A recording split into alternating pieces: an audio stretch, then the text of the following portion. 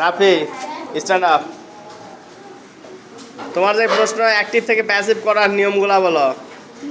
Active ভয়েসের subject passive, active ভয়েসের object, passive ভয়েসের সাবজেক্ট হবে, বিভার বসবে, তারপর ভার থ্রি হবে, সরকারি বাই বসবে, বাই বসে, বাই বসবে, সাবজেক্ট টু অবজেক্ট হবে। Thank you, sit down. ভালো হয়েছে ভাই।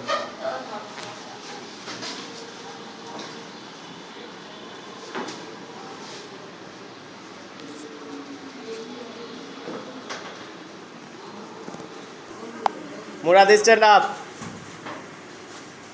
তোমার যে প্রশ্ন সেইটা হইল অ্যাক্টিভ থেকে প্যাসিভ করার জন্য বিভার্বের ব্যবহারগুলো বলো। বিভার্বের ব্যবহার, বি1 হলে অতিরিক্ত বিভার্ব হিসাবে অ্যামিজার বসে, বি2 হলে অতিরিক্ত বিভার্ব হিসাবে ওয়াজওয়ার বসে, বি3 হলে অতিরিক্ত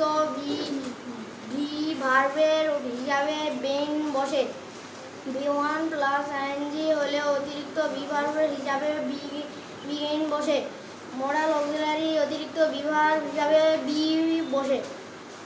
স্ট্যান্ড আপ।